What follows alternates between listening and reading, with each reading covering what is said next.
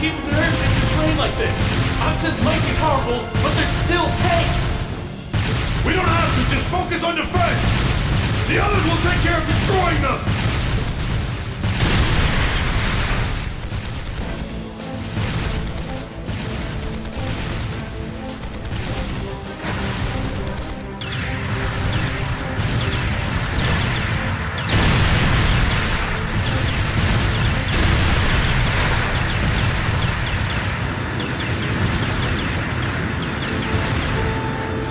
Are they the Empire's new weapons? How can we compete with something so mobile? There's nothing to fear! They may be mobile, but they're a damn sight easier to handle than that purple devil of Crossbells. What the? Huh? Ah! Incoming at 3 o'clock! What the hell?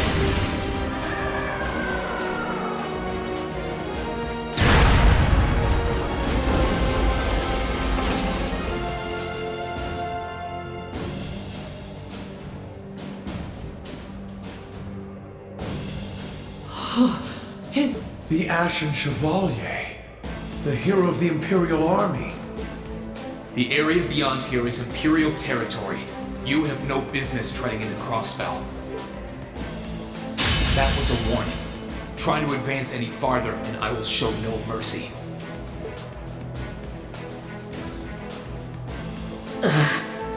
All units retreat! We're returning to the outskirts of Altair!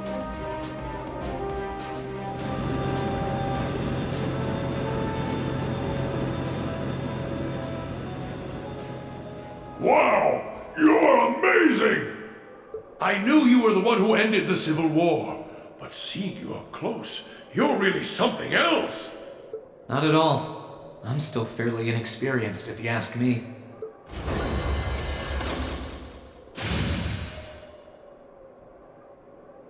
Recover the wounded and any POWs and return to Tangram Gate. Just remain vigilant until the speech is over. Yes, sir!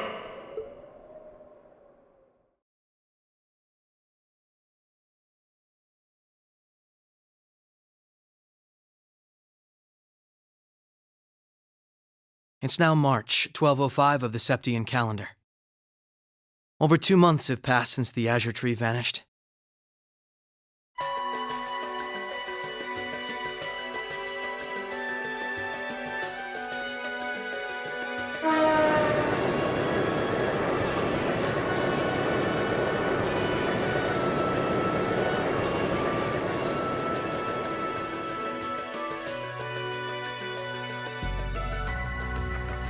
So much happened during those months.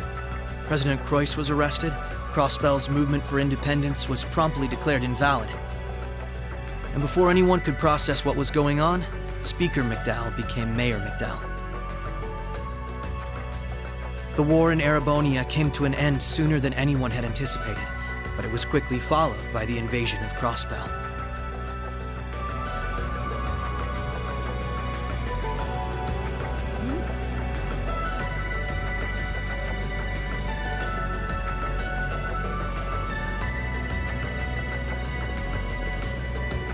Corellia Fortress, which once served as the only physical link between the two nations, was no more. But that proved to be little more than a temporary setback for the Imperial Army, who acted by flying hundreds of tanks over the state from a vast airship.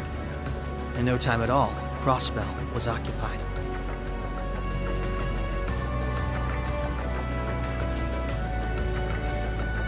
The Calvard Republic, which had been wrapped up in its own share of chaotic internal disputes, finally reacted to Erebonia's bold invasion in turn. They began with sending its cutting-edge armored airborne divisions into Crossbell, hoping to force the Empire out of the region completely.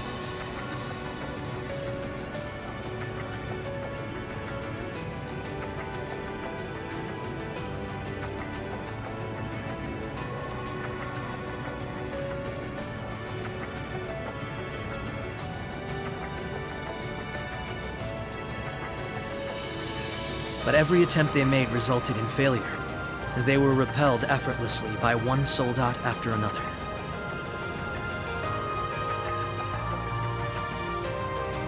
And today, at Orcus Tower, the new seat of Crossbell's government, the new rulers of Crossbell rose to deliver a rousing speech.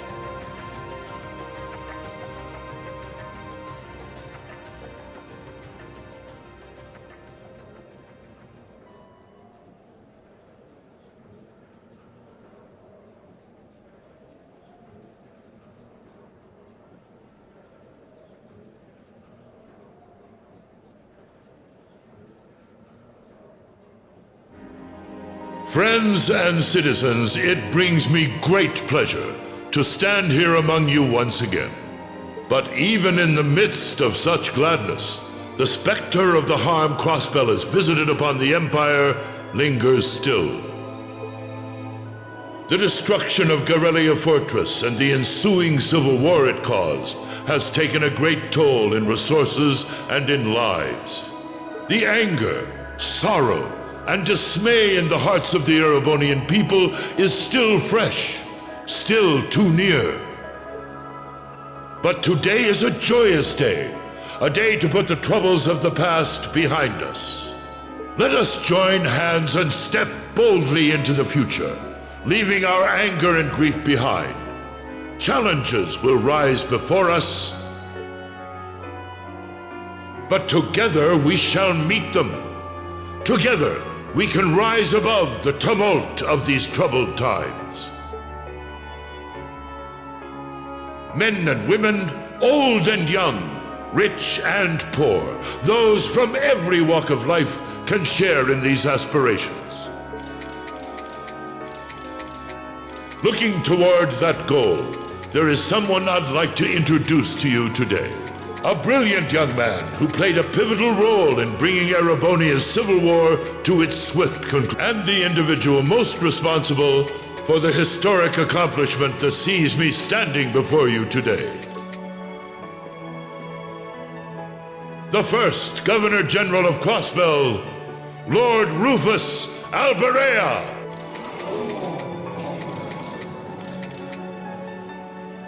Greetings, friends.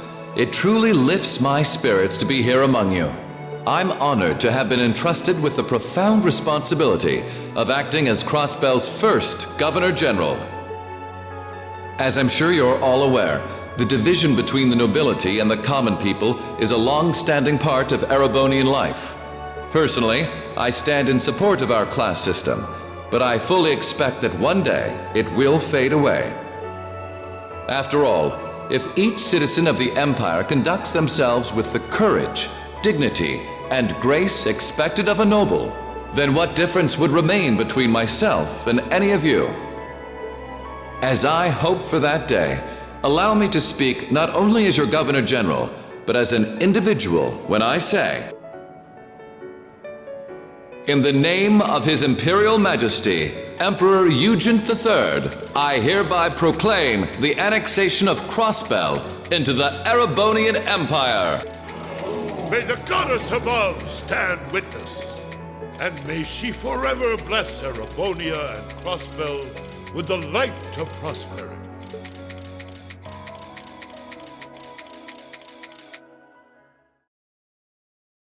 We've got some real larger-than-life characters in charge of us now.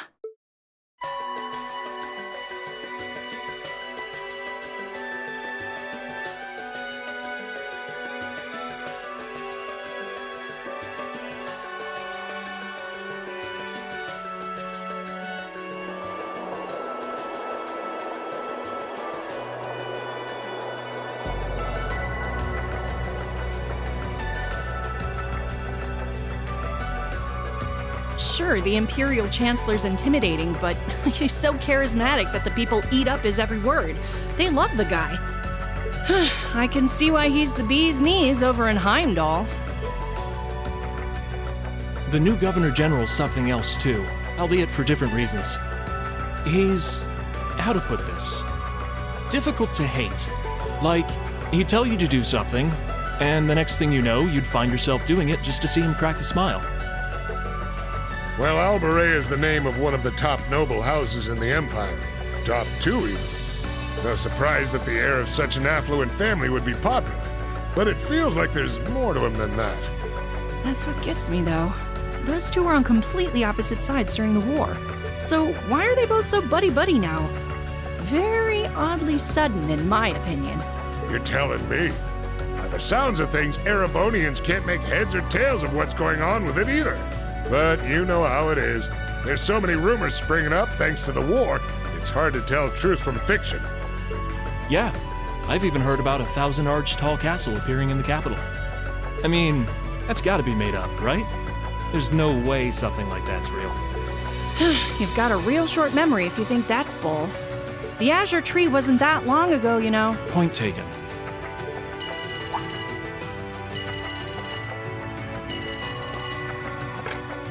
Yes, this is the office of the Crossbell Times. What? Representative McDowell will be issuing a statement. Sounds like something big's happening behind the scenes already. I'll get to gathering some info on what's happening for our international section. Calvert's probably got some good stuff. Works for me. Gotta use those connections of yours for something, after all. Well, see you later. Our independence came and went like bubbles on the water, and now we aren't even a state anymore. We're in for some tough times ahead. No, they always say that the pen is mightier than the sword. I won't let those guys outdo me. Chief, let me handle that story.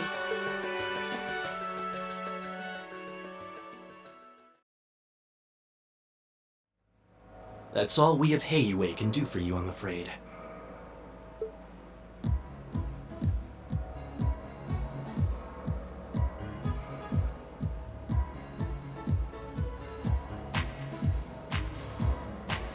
The guards have been given a little incentive to stay out of your way. You should face no more obstacles in your operation. Thanks, Sal. Think nothing of it. It's my pleasure to play all the cards I can.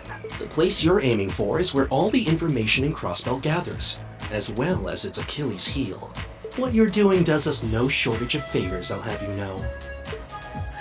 Well, just this once? I'm happy to hear that. Do take care, Yin. My apologies. Risha. I've received information that quite a skilled warrior is in Crossbell at the moment. As have I.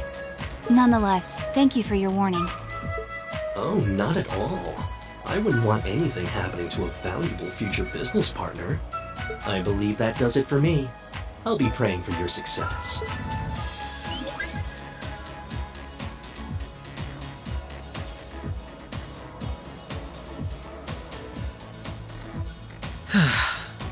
He's being awfully cooperative, isn't he?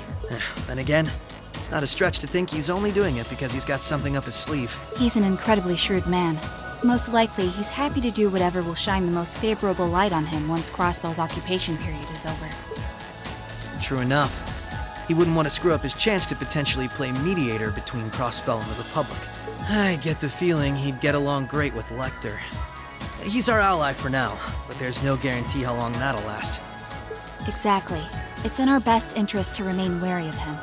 Still, if working with him helps protect those I care about most, then I'll gladly do so. Likewise.